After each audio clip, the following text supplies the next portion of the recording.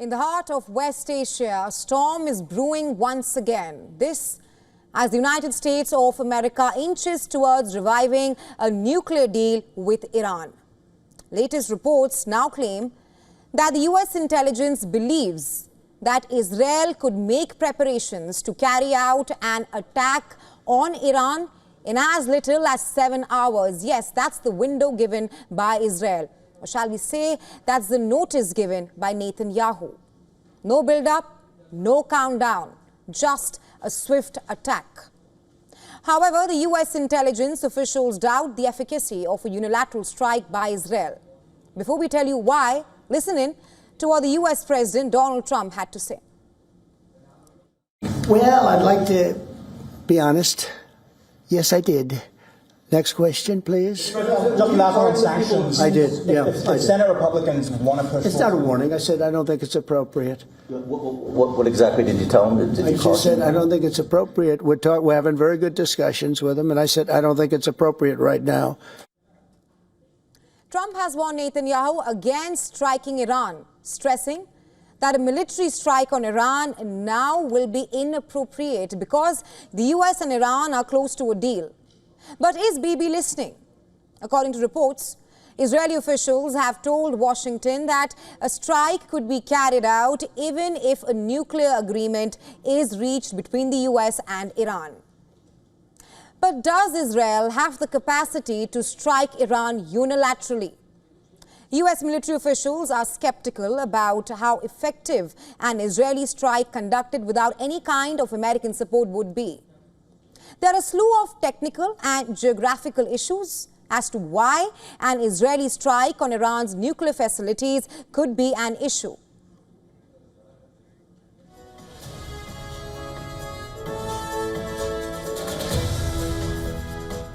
Firstly, Iran's nuclear weapons infrastructure is underground and heavily fortified. Hence, an effective attack by Israel will require US assistance for both mid-air refueling and munitions. Two of Iran's nuclear facilities in Fordo and Natanz are buried deep underground under several meters of rock and reinforced concrete. The second reason is Israel's air power. Iran is 1,000 kilometers away from Israel. Even if Israel plans to launch a military operation against Iran, it will need to use its fighter jets that will need refueling in the air.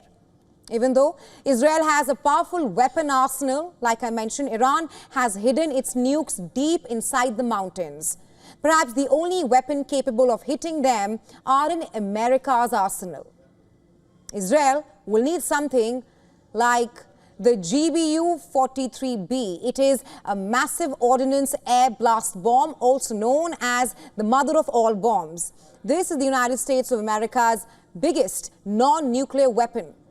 It unleashes 11 tons of explosives and is designed to target areas like caves and tunnels.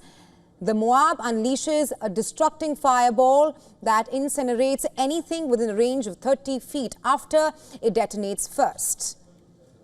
And Israel's closest equivalent to this is its bunker buster bombs. But experts say that the damage would likely be limited. So, now what about Iran? The IRGC commander says Iran is ready for all scenarios. Speaking at an event, Major General Hossein Salami said Iran is ready for all scenarios, asserting that our fingers are on the trigger.